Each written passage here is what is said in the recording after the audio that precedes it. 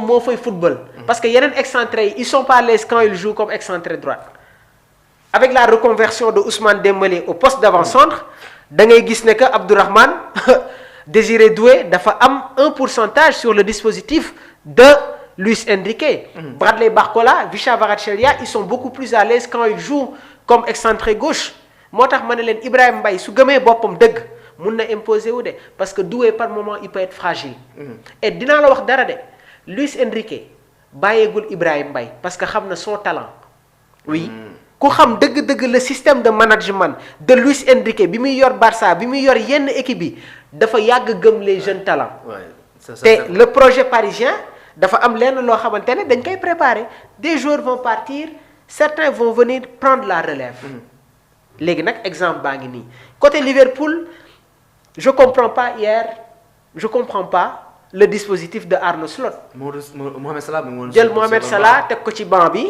j'ai pas vu Cody Gakpo xaw ma ndax mi ngi woon ci banc bi truc mu jël Jérémy Frimpong di ko joué comme excentré droite mun na ko football. parce qu'il voulait bloquer les offensives yi nga xamante ne dañu doon jóge sur le côté gauche parisien parce que Paris Saint-Germain dinaa la wax mbir de. gars yaa ngi wax seen milieu de terrain mais seen force bi gën a doy waar c'est sur le côté gauche. foofu la jógee Nuno Mendes Visca Kvaratskhelia loolu équipe booy mënti dajal dañ leen di sóoraale.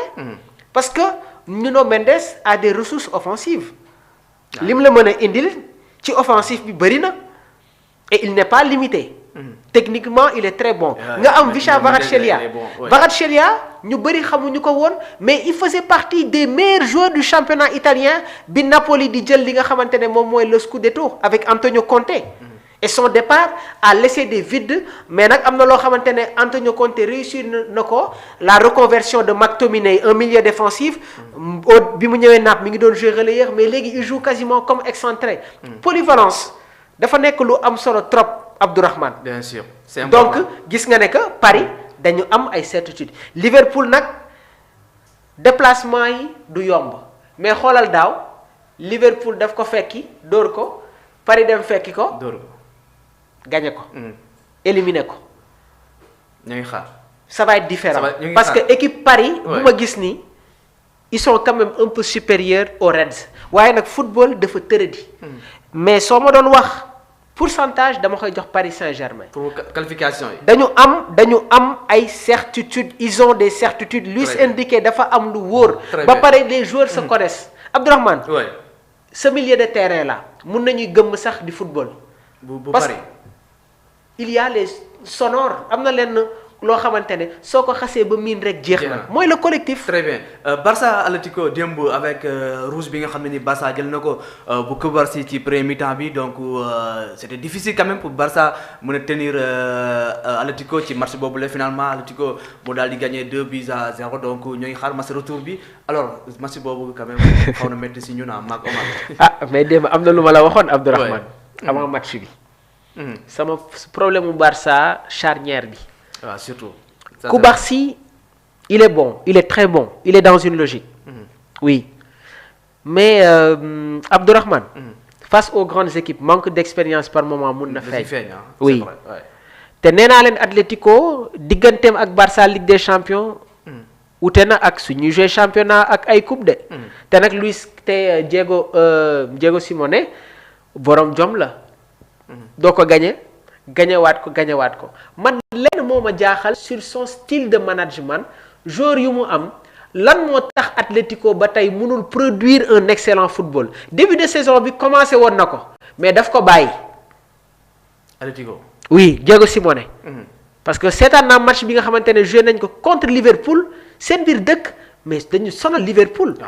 produire un très bon football. et ils ont de très bons joueurs. Jan Oblak, Juan Musso, José Jiménez, le Normand, l'ancien joueur de la Real Sociedad qui est convoqué par la sélection espagnole. Nous avons des joueurs comme David Anco en provenance du championnat hollandais. Des joueurs comme Molina, un international argentin. Matteo Ruggeri en provenance de l'Atalanta Bergame. Le doyen Koke, associé avec des jeunes, ñoom Llorente, les Johnny Cardoso, les Marc Pubil. dem nag coow am na ndax loolu penalty la. waaw action boobu moom action. loolu moom bu litige la. je sais pas qu'est-ce qui s'est passé. Ouais. mais man si j'étais l'arbitre j'allais siffler penalty. Ouais. parce que le joueur n'était pas concentré. loolu manque de concentration la. waaw action boobu moom. mais dama lay wax rek Atlético dañu am ay ressources. les Alex Bayana ancien coéquipier de Pape Alassane Gueye ci équipe bi nga xamante ne mooy Villarreal Abdourahmane. très bien ñoom Ademola Lookman. Rashford Julián Alvarez. Rashford critique yi bëri na ci moment. Après le match, j'ai vu quand même beaucoup de Catalans ils ne sont pas satisfaits de ses performances. Oui, le Barça doit faire beaucoup attention. Bëgguma la dépendance Lamine Yamal. Il est en train de porter l'équipe. Lépp lañ ko bëgg a sëf moom ak mais il est Pedri. très bon. Non, c'est-à-dire Abdourahmane. Mais dama moi, toog moi je fii. vois plutôt la dépendance de Rafinha. Hein. Dama toog fii. Oui. Ne leen boy bi su amee encadrement bu baax.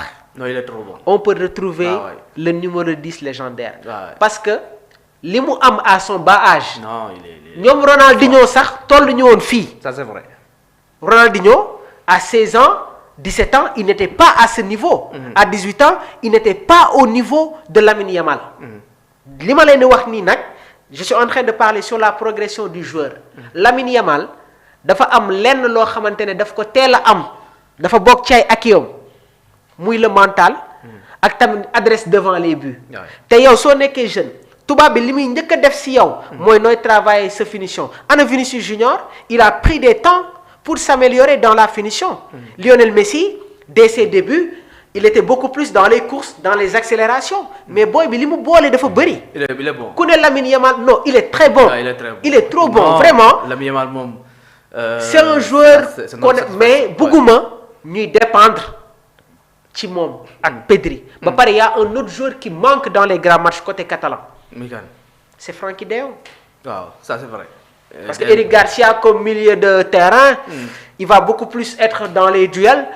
Que dans le jeu. Que dans le jeu. Très mais bien. Frenkie de Jong et Rafinha tamit. Surtout Rafinha. suñ ko Il nous a joxoon beaucoup le marqué. ballon d'or kenn du wax dara de. Ah oui. Ah donc oui. cela veut dire qu'aujourd'hui dafa am ay joueurs yoo xamante ne ils ont manqué. Rashford il n'est pas constant. et loolu démb feeñ na.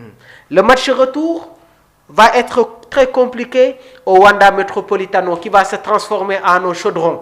foofu nga dugg fa. du yomb. gagné fa.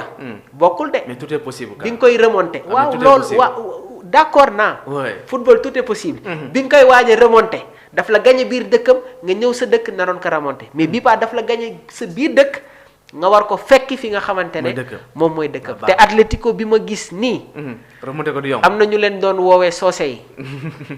Merci beaucoup Mamour alors dinañ ci xam dara en tout cas lu ñu bëgg daal mooy remontada ci match boobule donc Barça mën a disputer les demi-finales temps bi pratiquement jeex na ce fut un vrai plaisir Mamour bokk yow waxtaan bi di la bàyyi nga tàggatoo ba demee incha allah. waaye di la jaajëfal bu baax a baax Abdourahmane di rafetlu jotaay bi. di jaajëfal bu baax suñu mbokk internet yi ñoom Babacar Ngom vraiment il est très actif dans les commentaires maa ngi koy ziar bu baax a baax. Il y a aussi Abdourahmane am na suñu benn copain Omar. Donc moom day jël suñu vidéo yi di ko dugal ci TikTok beeg yooyu. démb dama toog mu woo ma on a beaucoup échangé. Macha Allah. donc loolu tamit dañ ko siy jaajëfal. parce que ñoo koo xamante ne xamoo ko mosoo leen man gars yooyu may def nii rek envoyé ma lien yi. may gis muy exploser il m'a appelé hier je lui ai dit y a pas de problème. waaye nag damay ba ragal Maxu Mandela après woo la ne la sa waay suñu vidéo yi nag bàyyi ko. alors di la jaajëfal bu baax. di leen ji dox dig daje demain à partir de 15h30. merci beaucoup Mamour Diobaye merci beaucoup aussi à nos fidèles internautes donc Babacar ñu ngi koy nuyu bu baax Babacar Ngom maa ngi lay ziar bu baax a baax di nuyu aussi tous les internautes ah. Nessi Dia voilà donc yéen ñëpp Salm voilà ak ki nga xam aussi moom mooy El Hadji Malick yéen ñëpp donc autant que vous êtes ñu leen di jaajëfal bu baax a baax am ñuy seen fay gis nañ confiance bi ak fidélité bi ñu leen di remercier aussi tamit toute l'équipe technique de la maison Omar moo yore coordination bi donc ñoo koy jaajëfal bu baax a baax dañu jox rendez-vous demain donc à partir de 15h donc Mamour dina fi ñëw ci live bu am solo bi nga xam ni tamit lépp loolu bëgg a xam ci wàllum actualité sportive dañu koy xaar demain à partir de 15h donc man je vous donne rendez-vous lundi inchallah fii ci Sport Live 221 d'ici là portez-vous bien et passez une excellente journée jërë ngeen jëf